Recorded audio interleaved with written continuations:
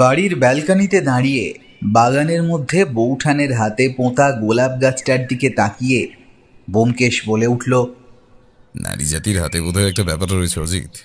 এই সেদিন দেখলাম গোলাপ গাছটা প্রায় মরে যেতে বসেছে। আমার মনে হয়েছিল আর দুদিনের মধ্যে শুকিয়ে কালো হয়ে যাবে, কিন্তু সত্য কিন্তু সেটাকে একদম বাঁচিয়ে তুলেছে। দেখো, ব্যোমকেশের কথা সেদিকে তাকানোর প্রয়োজন ছিল না, কারণ ব্যাপারটা আমি আগেই দেখেছি। দুদিন আগে গাছটা একদম শুকিয়ে এসেছিল, পাতাগুলো প্রায় হলদে হয়ে আসতে শুরু করেছিল। সেই গাছটাকে এখন কেউ দেখলে বলবে যে এই গাছটার অবস্থা দুদিন আগে অমন ছিল। বৌঠান আর পুঁটিরাম মিলে গাছটার যত্ন করে সেটাকে আবার বাঁচিয়ে তুলেছে। যতদূর মনে হয় গাছে কোনো পোকা ধরেছিল। আমরা ব্যালকনির উপরে দাঁড়িয়ে রয়েছি। নিচে গোলাপ গাছটার কাছে বৌঠান বসে বোধহয় গাছে জল কিংবা গোড়ায় সার দিয়ে চলেছে। একটু পরে আমাদের দিকে তাকিয়ে নিজে থেকেই বলল, দেখেছো ঠাকুরপো, বলেছিলাম না গাছটা ঠিক বেঁচে যাবে। আমি বৌঠানের কথার উত্তর দিলাম না, মনে মনে হাসলাম। বৌঠান যখন বলেছে সেটা সে করে দেখিয়েছে। ঠিক সেই সময় আমাদের বাড়ির সামনে পুলিশের জিপটা দেখা দিল। আমি ব্যোমকেশের দিকে তাকিয়ে দেখলাম ব্যোমকেশ বোধহয় ব্যাপারটা দেখে একটু অবাক হয়েছে, কারণ দাসবাবু কোনো কারণে আসার হলে টেলিফোন করে আসেন। আজ সকালে কিন্তু তিনি টেলিফোন করেননি। তারপর সোজাসুজি পুলিশের পোশাকে জিপ নিয়ে এসে বাড়ির সামনে দাঁড় করিয়ে দিলেন। এখন জিপ থেকে নেমে বাড়ির ভিতর ঢুকতে ঢুকতে আমাদের দেখতে পেয়ে বলে উঠলেন, দুবার আপনাকে টেলিফোনে পাওয়ার চেষ্টা করেছিলাম, কিন্তু ক্রস কানেকশন হচ্ছিল বারবার। টেলিফোনটায় কি কোনো সমস্যা হয়েছে? সে তো ঠিকই আছে। আর তবে আপনি যখন এসেই পড়েছেন, আসুন উপরে আসুন, তারপর না হয় কথা বলছি। দাসবাবু বৌঠানের দিকে তাকিয়ে একবার হেসে নিয়ে উপরের দিকে আসতে শুরু করলেন। আমি আর ব্যোমকেশ আমাদের ঘরে গিয়ে বসলাম। এই সময় দাসবাবু এসেছেন মানে নিশ্চয়ই কোনো একটা ব্যাপার রয়েছে। মনে মনে একটু উৎসাহিত হয়ে পড়লাম, কারণ প্রায় মাসখানেক ধরে ব্যোমকেশের হাতে কোনো কেস নেই। আমরা বসে থাকার কিছুক্ষণ পরেই দাসবাবু ঘরে এসে ঢুকলেন। তারপর সামনের চেয়ারটায় বসে পকেট থেকে রুমাল বের করে মুখ মুছতে মুছতে বললেন, বেশি দেরি করা যাবে না, চলুন এক্ষুনি বেরিয়ে পড়ি। তাহলে মার্ডার স্পটটা, ডেড বডিটা আপনাকে একবার দেখাতে পারবো। খুন? হ্যাঁ অজিতবাবু, আর বলবেন না। সকালে একটা রাউন্ড ছিল, সেটা সেরে থানায় গিয়ে সবে বসে জলের গ্লাসটা তুলে নিয়েছি, এমন সময় টেলিফোন বাজলো। তারপরে এই খুনের খবরটা পেলাম। তাড়াহুড়ো করে বেরিয়ে এসে দেখি এই বীভৎস ব্যাপার। তাছাড়া কোনো কিছুই ভালোভাবে বুঝতে পারছিলাম না, তাই ভাবলাম ব্যোমকেশবাবুকে একবার টেলিফোন করি। তো সেই বাড়ি থেকেই আপনাকে টেলিফোন করলাম। আসলে ব্যোমকেশবাবু, আপনার নম্বরটা বেশ মুখস্থ হয়ে গেছে, বুঝলেন, কিন্তু আপনাকে পাওয়া গেল না দেখে সরাসরি আপনার বাড়িতে চলে এলাম। সকালে আপনার কাছে খবর গেছে, তার মানে খুনটা হয়েছে রাতের বেলা? আপাতত মৃতদেহটা দেখে সেটাই তো মনে হচ্ছে। বডি পোস্টমর্টেম করলে আরও ভালোভাবে জানা যাবে। তবে সমস্যাটা কিন্তু অন্য জায়গায়। দাসবাবুর কথায় আমি একটু নড়ে চড়ে বসলাম। দাসবাবুর মুখটা দেখেই বোঝা যাচ্ছে তিনি কোনো একটা ব্যাপার নিয়ে বেশ চিন্তিত রয়েছেন। সামান্য কিছুক্ষণ ভেবে নিয়ে তিনি বললেন, গলার কাছে একটা আঘাতের চিহ্ন আর বুকের বাঁ দিকে একটা গভীর ক্ষত রয়েছে। তবে আসলে সমস্যাটা হলো, বুকের বাঁ দিকে যে ছুরিটা গাঁথা ছিল, সেই ছুরিটা ক্ষতর থেকে কিন্তু সামান্য ছোট। দাসবাবুর কথায় ব্যোমকেশও বোধহয় অবাক হয়েছিল। ছোট মানে কি বলতে চাইছেন আপনি? আসলে ব্যোমকেশবাবু, শরীরে কোথাও যখন আঘাত হয় তখন আঘাতের জন্য একটা ক্ষত তৈরি হয়, সেটা আপনি ভালোভাবেই জানেন। তো সেই ক্ষতটা দেখে একটা ধারণা করা যায় যে আঘাত করার অস্ত্রটা কি। এখানে ক্ষতের মধ্যে একটা ছুরি ঢোকানো ছিল, কিন্তু আমরা ঘটনাস্থলে পৌঁছে ছুরিটা বার করতে গিয়ে বুঝতে পারি সেই ছুরিটা দিয়ে কখনো ওই যে এমন আঘাত করা যাবে না। ভালো করে লক্ষ্য করলেই বোঝা যায় আঘাতটা অন্য কোনো ছুরি দিয়ে হয়েছে, যার আকার অনেকটা বড়। তবে এই ছুরিটাকে আঘাতের পরে সেই ক্ষতের মধ্যে ঢুকিয়ে দেওয়া হয়েছে কোনো একটা কারণে। এ কথায় আমি অবাক হয়ে গেলাম। আমার মুখ থেকে বেরিয়ে এলো, এটা খুন নাকি ছেলে খেলা? কেউ খুন করে তারপর খুনের অস্ত্র বার করে সেখানে ছোট ছুরি ঢুকিয়ে দিয়েছে। দাসবাবু বোধহয় একটু ইতস্তত করলেন আমার কথায়। তবে ব্যোমকেশকে দেখলাম দুটো হাত মুখের কাছে রেখে চোখ বন্ধ করে বসে রয়েছে। দাসবাবু বললেন, আসলে কিছুই না বুঝে উঠতে পারছি না অজিতবাবু। খুনটা যে হয়েছে সে ব্যাপারটা তো নিশ্চয়ই। তার গলার কাছে একটা আঘাত রয়েছে, বুকের কাছেও গভীর ক্ষত, আর ঘরের মেঝেতে রক্তে ভেসে যাচ্ছে। কিন্তু তার মধ্যে এমন একটা অদ্ভুত কাণ্ড কে করলো? ব্যোমকেশ বেশ কিছুক্ষণ চুপ করেছিল, এবার বলল, ভিকটিমের বাড়িতে আর কে কে আছে? ওখানেই তো সমস্যা ব্যোমকেশবাবু। ভিকটিমের বাড়িতে তার স্ত্রী, এমনকি ছেলেও থাকে। তবে তারা দুজনেই আর সম্প্রতি ওই কয়েকদিনের জন্য তাদের এক আত্মীয়ের বাড়িতে বেড়াতে গিয়েছিল। তার মধ্যে এমন একটা ব্যাপার ঘটে গেল। পুলিশের তরফ থেকে তাদের খবর দেওয়া হয়েছে, তারা আশা করছে দুপুরের মধ্যে এসে পড়বে তারা। এখন সেখানে তাহলে কে রয়েছে? এই মুহূর্তে সেখানে চাকর রয়েছে, আর তাছাড়া পুলিশের 2জন কনস্টেবলও রয়েছে। চাকর সকালে আসল ব্যাপারটা দেখে, তারপর পাশের বাড়ির একজনকে খবর দিয়ে পুলিশে টেলিফোন করে। আমি গিয়ে দেখেছি চাকর এবং আশেপাশের 2-3 জনকে সেই ঘরের মধ্যে থাকতে। তার মানে যদি পায়ের ছাপ কিংবা অন্য কোনো চিহ্ন থাকার থাকতো তাহলে সেগুলো এতক্ষণে নষ্ট হয়ে গেছে। এই ছোট ছোট ব্যাপারগুলো যে কেসে কতটা গুরুত্বপূর্ণ কাজ করে সেটা যা হয়েছে সেটা নিয়ে এখন আর ভেবে লাভ নেই। চলুন আমরা একবার ঘটনাস্থলে যাই। ব্যাপারটা না দেখলে কিছু বোঝা যাচ্ছে না। এই অজিত, তুমি আসছো তো?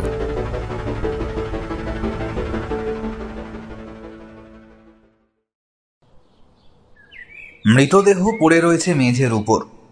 গোটা জায়গাটা রক্তে ভেসে যাওয়ার কথাটা দাসবাবু নেহাত মিথ্যে বলেননি। দেখলে মনে হবে গোটা শরীরের রক্তই বেরিয়ে এসেছে।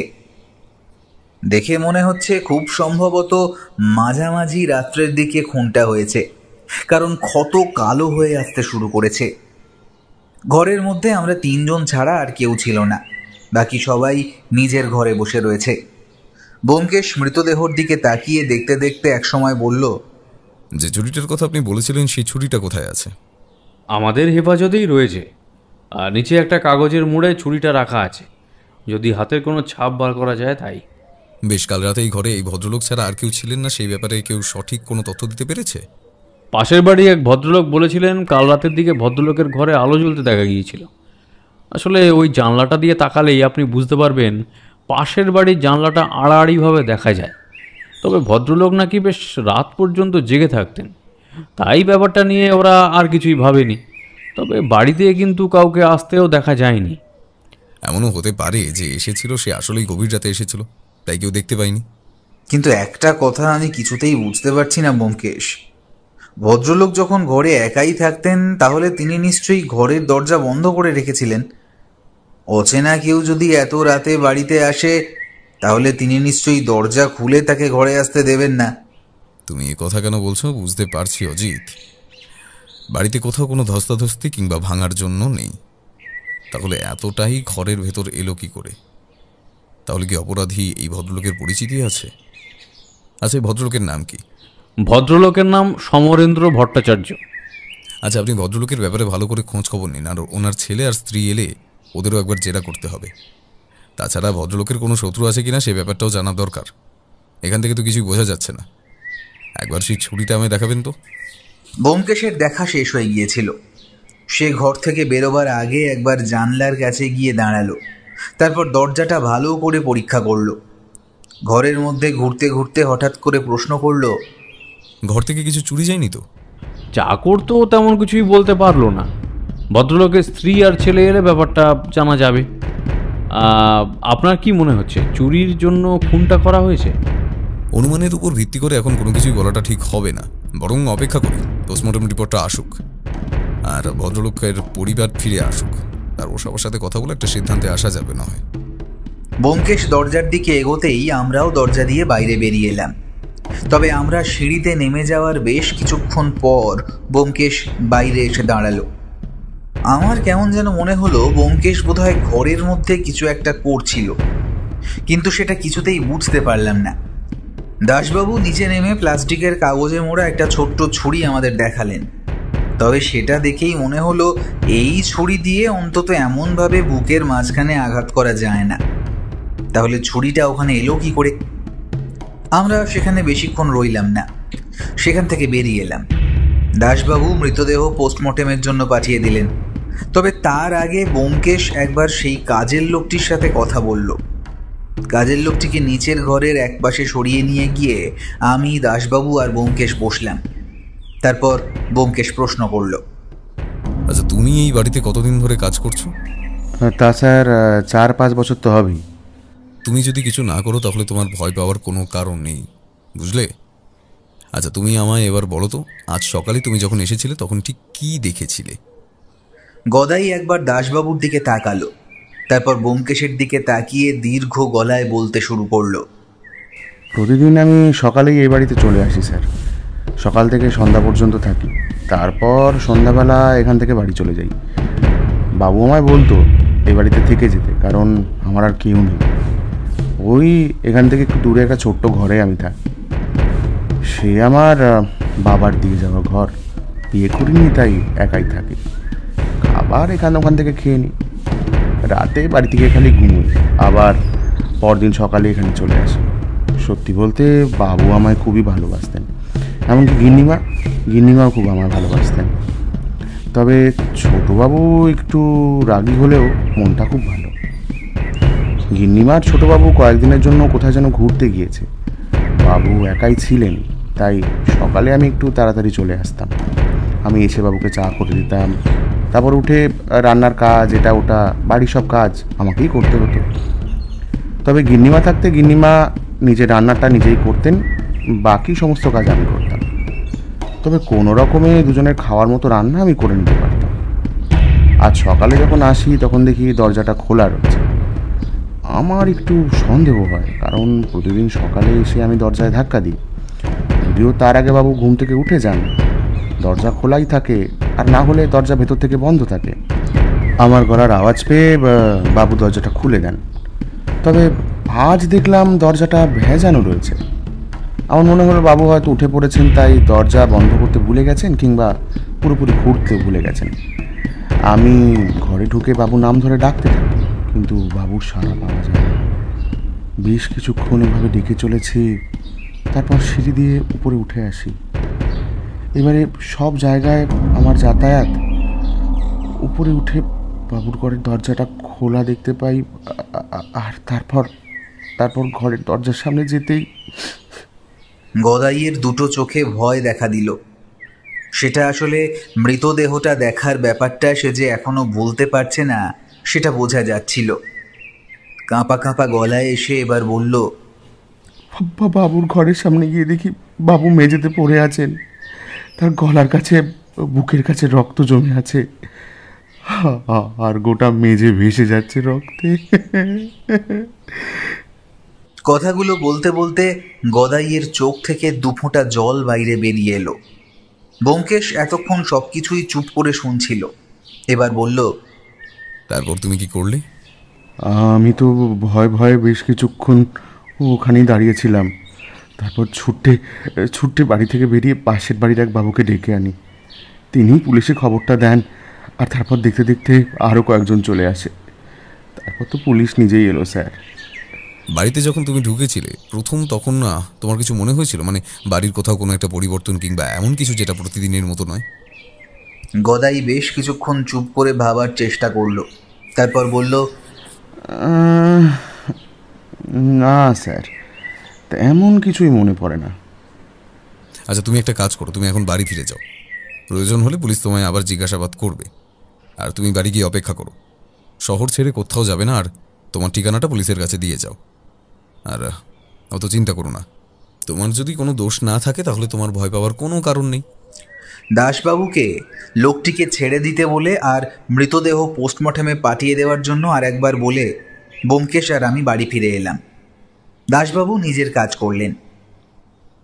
তবে বাড়ি ফিরতে ফিরতে আমার মনে বারবার একটা কথা আসছিল, তাই সেটাই করে বসলাম।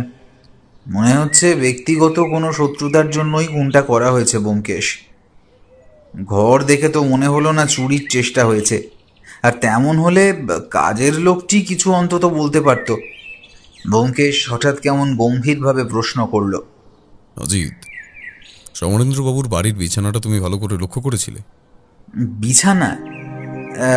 মানে আমি তো মৃতদেহটাই দেখছিলাম, তার আশেপাশে কিছু আছে নাকি খোঁজার চেষ্টা করছিলাম। বিছানাটা ঠিক কিন্তু কেন বলো তো? তেমন কিছুই না। চলো বলছি, ভদ্রলোকের ছেলে আর বউয়ের সাথে একবার কথা বলতে পারলে ভালো হতো, অথবা এখন অপেক্ষা করতে হবে আর পোস্টমর্টম রিপোর্টটাও আসুক আগে, বুঝলে? তার আগে কোনো কিছু সিদ্ধান্ত নিয়ে কোনোটা ঠিক হবে না। ব্যোমকেশ কথাটা বলল বটে, কিন্তু আমি স্পষ্ট বুঝতে পারছিলাম ব্যোমকেশ কিছু একটা ভেবে চলেছে। তবে সে যখন সেটা বলছে না, তাহলে তার মুখ থেকে এসব কথা বার করা সম্ভব নয়। বাড়িতে পৌঁছে ব্যোমকেশ কিন্তু নিজের ডায়েরিটা নিয়ে বসে পড়ল। আমি বুঝতে পারছিলাম কেসটা নিয়ে সে এখন ভাবতে শুরু করেছে, আর তাই সেসব লিখে রাখছে। আমিও তাকে আর বিরক্ত করলাম না, আমি নিজের ঘরে চলে গেলাম। সেদিনটা একরকমভাবে কেটে গেল। পরদিন সকালে দাসবাবু টেলিফোন করে জানালেন ভদ্রলোকের ছেলে এবং স্ত্রী বাড়িতে ফিরেছেন। তারা কাল সন্ধেবেলাতেই ফিরেছেন, তাই তাদের সাথে একবার ব্যোমকেশ যদি কথা বলতে চায় তাহলে আজই ও বাড়িতে যাওয়া প্রয়োজন। ব্যোমকেশও সম্মতি জানালো।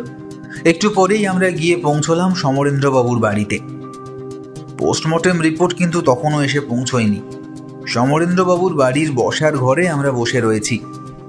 ভদ্রমহিলার গোটা মুখে বিষাদের ছাপ। তিনি যে গোটা রাত ধরে কান্নাকাটি করেছেন তা বোঝাই যাচ্ছে। ব্যোমকেশ একটু সময় দিল, বোধহয় সবাইকে ধাতস্থ হয়ে নিতে। তারপর বলল, দেখুন, এই সময় হয়তো আপনাদের এসব প্রশ্ন করা ঠিক নয়, কিন্তু যত দেরি হয়ে যাবে তত অপরাধী আমাদের হাত থেকে কিন্তু পালিয়ে যাবে। তা যদি আপনাদের আপত্তি না থাকে তাহলে। ভদ্রমহিলা কিছু বলার আগেই আমাদের সামনে বসে থাকা সমরেন্দ্রবাবুর ছেলেই বোধহয় বলে উঠল, না না ব্যোমকেশবাবু, আপনার যা প্রশ্ন করার আছে আপনি করুন। আমি আপনার কথা শুনেছি, আর আপনি যখন আমার বাবার হত্যার রহস্যটার তদন্ত করছেন, তাহলে আশা করছি বাবার অপরাধী শাস্তি পাবেই। আপনারা ঠিক কবে বাড়ি থেকে বেড়াতে গিয়েছিলেন?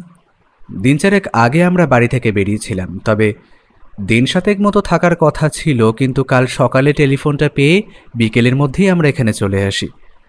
তবে ততক্ষণে বাবার মৃতদেহ পোস্টমর্টমের জন্য নিয়ে যাওয়া হয়েছে। আপনার কাউকে সন্দেহ হয়? মানে এমন কেউ আছে যে আপনার বাবাকে খুন করতে পারে? দেখুন, আমার বাবা একজন ব্যবসায়ী। বাবার অনেক শত্রুতা রয়েছে, কিন্তু ব্যবসায়িক শত্রুতার জন্য কেউ খুন করবে বলে তো আমার মনে হয় না। বাবার ব্যবসা থাকলেও সেটা খুব একটা বড় নয়, মাঝামাঝি ধরনের। তাকে খুন করে কেউ খুব একটা বেশি লাভবান হবে বলে তো আমার মনে হয় না। দেখুন, মাঝে মাঝে অতীত সামান্য কারণেও হয়ে থাকে। খুনের কাছে সামান্য কারণটাও অনেক বড় হয়ে যায় তখন। তাই যদি এমন কারোর কথা আপনার মনে হয়, আপনি তাদের কথা আমাদের বলতে পারেন। আমরা একটু খোঁজখবর নিয়ে দেখব না হয়। বাবার একটা ডায়েরি রয়েছে। সেই ডায়েরিতে বাবার সাথে ব্যবসায় থাকা লোকজনদের নাম, এমনকি তাদের ব্যাপারে সমস্ত কিছুই লেখা থাকে আমি জানি। সেটা আপনি নিয়ে গেলে হয়তো আপনার সুবিধে হবে। সেখান থেকে আপনি কিছু পেলেও পেতে পারেন। এর মধ্যে মানে আপনারা বাড়ি থেকে যাওয়ার আগেই আপনার বাবার মধ্যে কোনো রকম পরিবর্তন লক্ষ্য করেছিলেন? না, বাবা তো সবসময় হাসি খুশি থাকতেন। তার মধ্যে যদি কোনো পরিবর্তন হতো তাহলে সেটা আমাদের চোখে খুব সহজেই পড়তো। আচ্ছা বেশ, এবার আমি একটা কথা বলুন তো। আপনার বাবা তো অনেক রাতে ঘুমোতে যেতেন, সে কথা ঠিক। তবে তিনি ঠিক কত রাত পর্যন্ত জেগে থাকতেন সেটা বলতে পারবেন?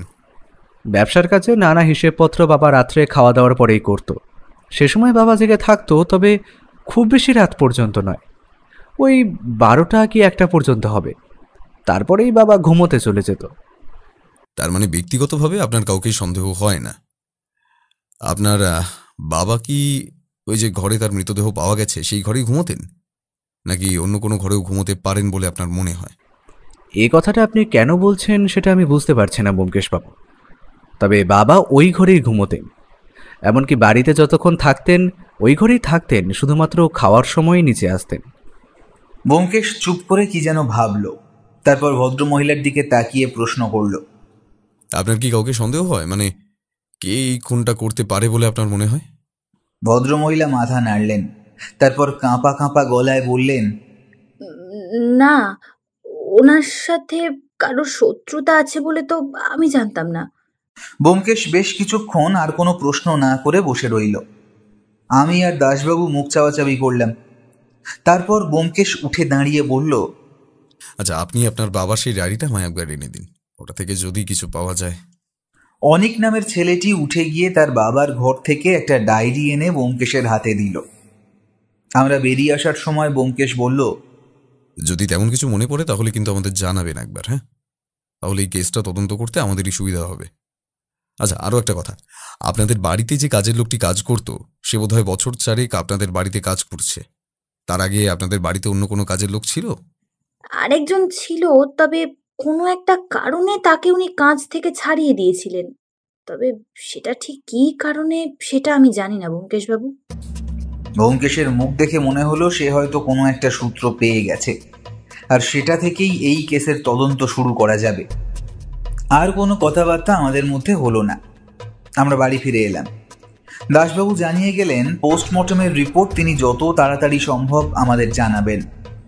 তবে এর মধ্যে কিছুতেই আমি সেই ছোট্ট ছুরির ব্যাপারটা মাথা থেকে সরিয়ে ফেলতে পারছিলাম না। সেটা কেন কেউ ওই জায়গায় রেখে যাবে? পোস্টমর্টম রিপোর্টটা এলো পরদিন সকালে। গলার কাছে যে ক্ষতটা রয়েছে সেটাই প্রথমে হয়েছে, তবে মৃত্যুটা হয়েছে বুকের আঘাতের জন্য। যে ছুরিটা বুকের আঘাতের জায়গা থেকে পাওয়া গেছে সেটা দিয়ে আঘাত করা হয়নি, আঘাত করা হয়েছে অন্য কিছু দিয়ে। সেই ছুরিটা আঘাতের পরে বসিয়ে রাখা হয়েছে। এমনকি পুলিশের ডাক্তারের অনুমান ছুরিটা যখন শরীরে রাখা হয়েছে তখন ভদ্রলোকের মৃত্যু ঘটে গেছে। আর সব থেকে বড় যেটা জানা গেল সেটা হলো মৃত্যুটা হয়েছে অনেকটা কম রাত্রের দিকে, 9টা-10টার দিকেই ভদ্রলোকের মৃত্যু হয়েছে। তারপর সারা রাত মৃতদেহটা মেঝের উপর পড়েছিল, তাই শরীরের প্রায় অনেকটা রক্ত বাইরে বেরিয়ে এসেছে। কথাটা শুনে ব্যোমকেশ কেমন যেন চিন্তিত হয়ে পড়ল। তারপর আমায় বলল, আমি এমন একটা ধারণা করতে পারছিলাম অজিত যে মৃত্যুটা প্রায় সন্ধ্যের একটু পরেই হয়েছে, তবে সেক্ষেত্রে একটা সমস্যা থেকে যাচ্ছে। কি সমস্যা? ভদ্রলোকের বিছানাটা তোমায় দেখার কথা বলেছিলাম, মনে আছে? সেটা আমায় প্রথম থেকেই খটকার জায়গায় ছিল। এখন সেই ব্যাপারটা আমার কাছে কিছুটা পরিষ্কার হয়ে গেল। কিন্তু আমি বুঝতে পারছিলাম না ব্যোমকেশ আসলে কি বলতে চাইছে। ওই ঘরের বিছানার সাথে ভদ্রলোকের খুন হওয়ার মধ্যে সম্পর্ক কোথায়? আর বিছানা দেখে ব্যোমকেশ কি অনুমান করছে? প্রায় 2 দিন এরকমভাবে কেটে গেল। ব্যোমকেশ মাঝে মাঝে কোথায় যেন বেরিয়ে পড়তে লাগলো, ফিরতেও লাগলো দেরি করে, কিন্তু আমায় কিছুই বলতো না। একদিন রাত্রিবেলা খাবার টেবিলে বসে বৌঠান ব্যোমকেশকে জিজ্ঞেস করলো, কি ব্যাপার বলো তো তোমার? ওই কেসটা হাতে নেওয়ার পর থেকেই মাঝে মধ্যে এখানে ওখানে বেরিয়ে যাচ্ছ তুমি। কোনো কিছু কি জানতে পেরেছো? অনেক কিছু জানতে পেরেছি সত্য, তবে এখনো কয়েকটা ব্যাপার জানা বাকি রয়েছে। সেগুলো জেনে গেলেই কেসটা একভাবে সাজিয়ে দিতে পারবো। খুনটা কে করেছে সেই সম্পর্কে ধারণা করতে পারছো? একটা অনুমান করতে পারছি, তবে এক্ষুনি আসল মোটিভটা বুঝতে পারছি না। সমরেন্দ্র বাবুর সাথে তার শত্রুতা আসলে কোথায় সেটাই মাথায় আসছে না। মোটিভ তো একটা রয়েছে, মোটিভ ছাড়া তো আর কেউ কাউকে খুন করতে যাবে না। কোনো না কোনো শত্রুতা রয়েছে, হয়তো পুরনো কোনো শত্রুতা। হঠাৎ করে মাথা ছাড়া দিয়ে উঠেছে এমনটা তো এর আগেও হয়েছে বৌঠানের কথায়। ব্যোমকেশ কেমন যেন চমকে গেল। সে খাওয়া বন্ধ করে বেশ কিছুক্ষণ চুপ করে বসে রইল। তারপর হঠাৎ নিজের মনেই হেসে উঠে বলল, এই ব্যাপারটা কিন্তু ভেবে দেখার কথা আমার মাথায় আসেনি। নাই ভেবে চলেছিলাম বর্তমানে ভদ্রলোকের সাথে কারোর কোনো শত্রুতা রয়েছে নাকি। ব্যবসায়িক ক্ষেত্রে তার সাথে যাদের পরিচয় তাদের সবার সাথেই প্রায় আমি কথা বলে ফেলেছি, কিন্তু তেমন কিছুই মনে হয়নি। আমারও তেমনটাই মনে হচ্ছিল যে পুরনো কোনো শত্রুতা, কারণ ভদ্রলোকের স্ত্রী এবং ছেলে বলেছিল তার সাথে অন্য কারোর তেমন শত্রুতা থাকার কথা নয়। খোঁজ নিতে হবে অজিত, ব্যাপারটা খোঁজ নিতে হবে। ভদ্রলোকের অতীত একটু ঘাঁটতে হবে, না হলে কিছুই জানা যাবে না। পরদিন থেকেই ব্যোমকেশ বোধহয় ভদ্রলোকের অতীতের ব্যাপারে খোঁজ খবর নেওয়া শুরু করলো। তবে এর মধ্যে আমায় আর কিছুই বলল না, শুধু একদিন দুপুরে ঘরে ডেকে পাঠালো। আমি তার ঘরে গিয়ে দেখি একটা খবরের কাগজ হাতে নিয়ে সে বসে আছে। সেটা দেখে মনে করলাম, এখন আবার খবরের কাগজ নিয়ে পড়লে কেন, আর আমাকেই বা ডেকে পাঠালে কেন? ও, তুমি এসেছো? এই আজকের খবরগুলো একটু দেখছিলাম। খবরের কাগজ হলো এমন একটা মাধ্যম অজিত, যেটা দিয়ে অনেক আগের কোনো ঘটনা খুঁজে বার করা যায়, যেমনটা আমি খুঁজে বার করেছি। আমি অবাক হয়ে বললাম, তার মানে তুমি সমরেন্দ্রবাবুর খুনিকে খুঁজে বার করেছো, আর তার পিছনে যে মোটিভ রয়েছে সেটাও খুঁজে পেয়েছো? প্রায় বছর 5 আগে ভদ্রলোক একটা অপরাধ করেছিলেন। ভদ্রলোকের যে ব্যবসা রয়েছে সেটা আসলে একটা খাবারের দোকানের ব্যবসা, একরকম হোটেল বলতে পারো। ভদ্রলোকের হোটেলে একবার খাবার খেয়ে এক দম্পতি রীতিমতো অসুস্থ হয়ে হাসপাতালে ভর্তি হন। তারপর সেখানেই তারা মারা যায়। ব্যাপারটা মনে করা হয়েছিল কোনোভাবে খাবারে বিষাক্ত পদার্থ মিশে গেছে। আসলে সেই হোটেলে সেদিন যারা খাবার খেয়েছিল তাদের কারোরই কিন্তু কোনো সমস্যা হয়নি, শুধু হয়েছিল এই দুজনের। তাই সেক্ষেত্রে অনুমান করা হয় যে তাদের খাবারের প্লেটে কিংবা খাবারে কিছু একটা মিশেছে। তাই ভদ্রলোকের সামান্য জরিমানা এবং পুলিশের কাছে কয়েকবার যাতায়াত করতে হলেও শাস্তি তেমন কিছুই হয়নি।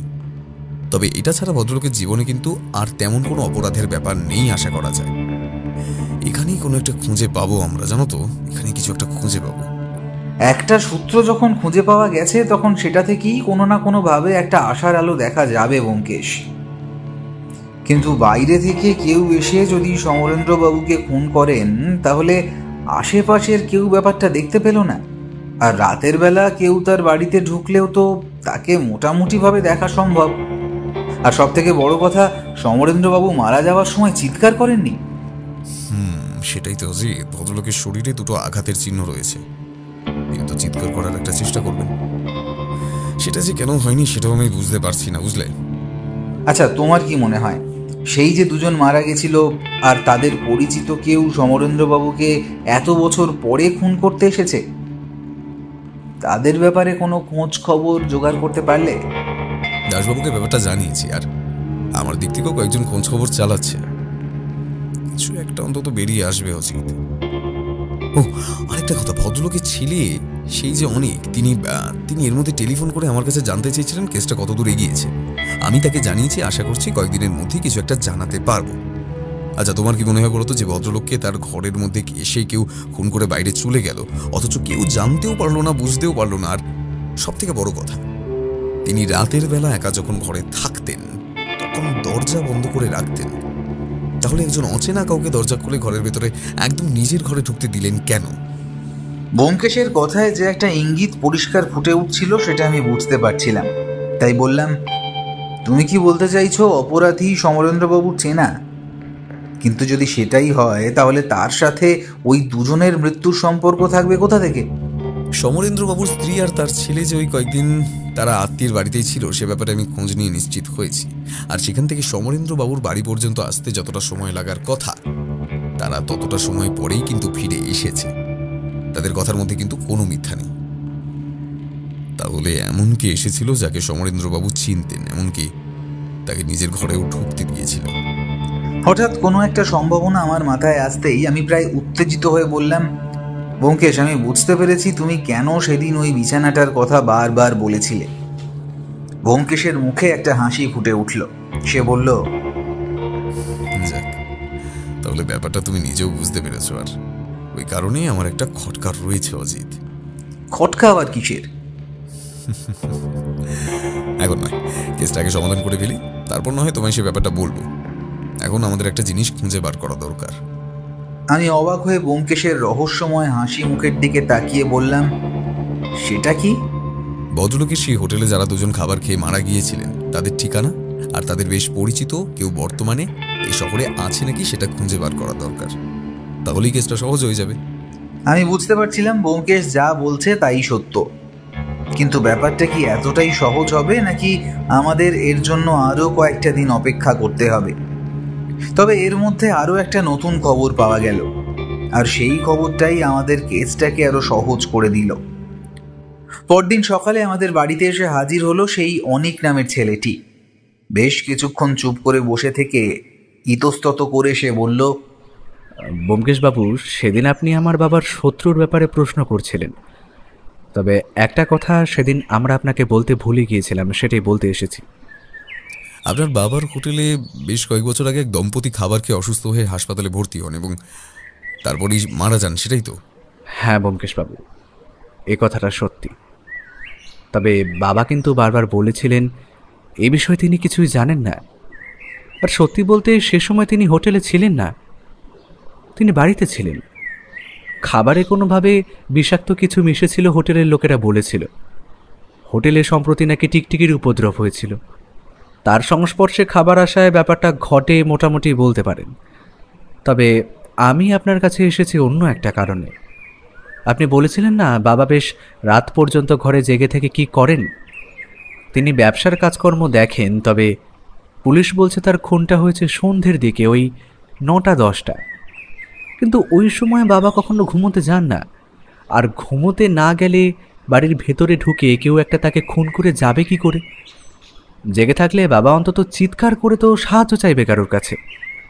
আর রাতের বেলা বাবা নিজের ঘরের দরজা ভেতর থেকে বন্ধ করে রাখে, সে সময়ে অচেনা কেউ তার ঘরে আসবেই বা কী করে? ব্যোমকেশ চুপ করে অনেকক্ষণ কথাগুলো শুনল, তারপর বলল, তার মানে আপনি বলতে চাইছেন আপনার বাবা দরজা খুলেছিল চেনা কাউকে দেখে, কিংবা চেনা কারোর গলার স্বর শুনে? সেটাও হতে পারে, আবার এটা হতে পারে বাড়িতে সেদিন কেউ এসেছিল আর সে যাওয়ার আগেই খুনটা করেছে হয়তো। তাকে কেউ দেখতে পায়নি কোনো একটা কারণে, কারণ আমাদের বাড়ির আশেপাশে যে বাড়িগুলো রয়েছে সেখান থেকে আমাদের বাড়িটা দেখা গেলেও সবাই তো আর বাড়ির দিকে নজর রেখে বসে থাকবে না। যে কোনো একটা সময় কেউ যদি বাড়ি থেকে বেরিয়ে আসে, তারপর সন্ধ্যের দিকে খুন করে বাড়ি থেকে বেরিয়ে চলে যায়, তাহলে তাকে কি ধরা সম্ভব? সেক্ষেত্রেও কিন্তু একটা সমস্যা থাকছে ব্যোমকেশ। ওই কাজের লোকটি কিন্তু সন্ধে পর্যন্ত ওই বাড়িতে থাকে বলে জানিয়েছিল। হ্যাঁ, সে সন্ধে পর্যন্তই থাকে। আসলে আমরা রাতের খাওয়া দাওয়া সন্ধে নাগাদে সেরে ফেলি, তারপর সে বাবার জন্য 1 গ্লাস গরম জল করে দিয়ে তারপর বাড়ি চলে যায়। বাবা কাজ করতে করতে সেই গরম জল লেবু দিয়ে রাতের বেলা খায়। আসলে সেটা বাবার একটা অভ্যেস, পেট পরিষ্কার রাখার জন্য। ছোট থেকেই বাবার পেটের একটু সমস্যা ছিল। হঠাৎ করে কথাটা শুনেই ব্যোমকেশ যেন চেয়ার ছেড়ে উঠে পড়ল, তারপর বলল, অজিত অজিত, আমার ঠিক কী কারণে খটকাটা লেগেছিল সেটা আমি এখন বুঝতে পারছি। শুনুন, আপনি এখন বাড়ি ফিরে যান। বাড়ি ফিরে গিয়ে বাড়িতেই থাকবেন। আশা করছি বিকেলের মধ্যে আমি একবার আপনার বাড়িতে যাব। আচ্ছা, আরও একটা কথা আমায় ভেবে বলুন, আপনাদের বাড়িতে যে কাজের লোকটি রয়েছে তাকে আপনার কেমন বলে মনে হয়? ব্যোমকেশের কথায় আর তার হঠাৎ করে উঠে দাঁড়ানোতে ভদ্রলোক কেমন যেন হতভম্ব হয়ে গিয়েছিলেন। এবার একটু থেমে থেমে বললেন, কেন বলুন তো? লোকটা বেশ কাজের, তবে তাকে বাড়িতে রাতে থাকতে বললে কিছুতেই থাকতে চায় না। তার বাড়ি নাকি কাছে, তাই সেখানে চলে যায়। তবে নিজের বাড়ির ঠিকানা, তার বাড়িতে কে কে আছে, কখনোই কোনো কিছু বলতে চায় না। নিজেকে কেমন যেন একটু আড়াল করে রাখতে চায়। ব্যাপারটা না আমার একদম ভালো লাগেনি। তবে বাবা তাকে খুব ভালোবাসতো, এমনকি কাজটাও ভালো করতো, তাই আমি আর তেমন কিছু ভাবিনি। কিন্তু কেন বলুন তো ব্যোমকেশবাবু? ব্যোমকেশ উঠে দাঁড়িয়ে জানলার কাছে গিয়ে চুপ করে রইল কিছুক্ষণ, তারপর বলল, অজিত, এক্ষুনি চলো, আমাদের এক্ষুনি একবার বেরোতে হবে। আর আপনি বাড়ি ফিরে যান। আপনার বাড়িতে আমি বিকেলে যাচ্ছি। এই চলো তাড়াতাড়ি। অনিকবাবু আর আমরা প্রায় একসঙ্গে বেরিয়ে পড়লাম।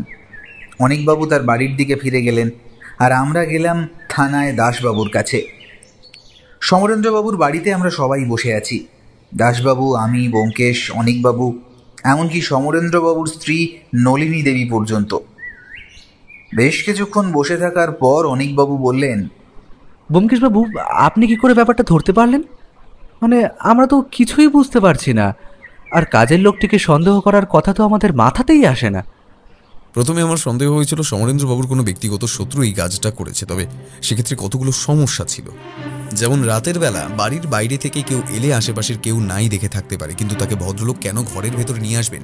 তাছাড়া তখনও কয়েকটা ব্যাপার আমি জানতাম না। যেমন ভদ্রলোকের খাওয়া দাওয়ার পরে নিজের ঘরে দরজা বন্ধ করে তারপরে কাজকর্ম করেন। তারপরে তিনি রাতে কাজ করার সময় 1 গ্লাস গরম জল লেবু দিয়ে খান। এই সমস্ত ব্যাপারগুলো আমি পরে জেনেছিলাম। তবে আগেই আমার সন্দেহ হয়েছিল এই বিছানাটা দেখে।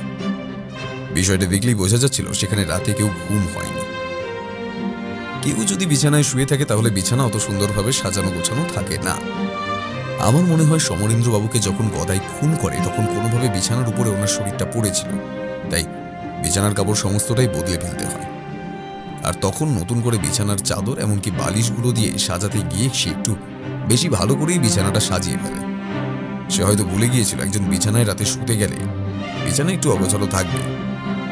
তারপর দ্বিতীয় ছিল ওই ছুরিটা।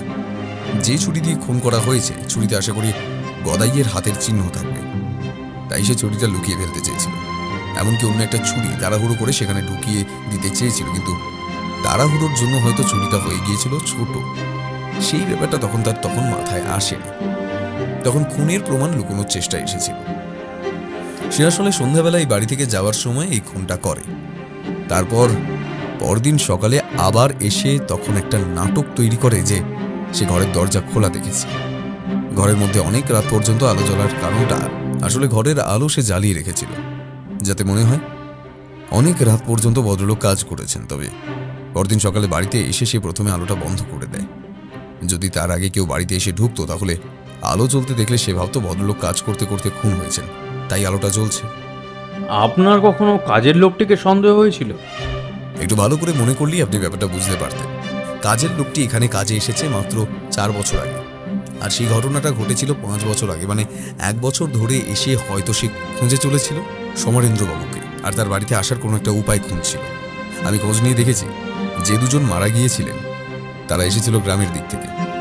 সেখানে খবর নিতেই জানা গেছে তারা মারা যাওয়ার কয়েক মাসের মধ্যেই তাদের একমাত্র ছেলেও নিরুদ্দেশ হয়ে যায়। এখানে যখন আমরা প্রথম এসেছিলাম তখন গদাই আমাদের বলেছিল তার মা বাবা কেউ নেই, আর সেই যে ঠিকানাটা আমাদের দিয়ে গিয়েছিল সেই ঠিকানাতেও কিন্তু তাকে পাওয়া যায়নি। আমার মনে হয় সে সেদিনই তার গ্রামে ফিরে গেছে, আর সেটাই হয়েছিল। পরে তার গ্রাম থেকেই তাকে গ্রেফতার করা হয়েছে। আশা করি এই ঘরে খুঁজে দেখলে তার হাতের ছাপও কোথাও পাওয়া যাবে।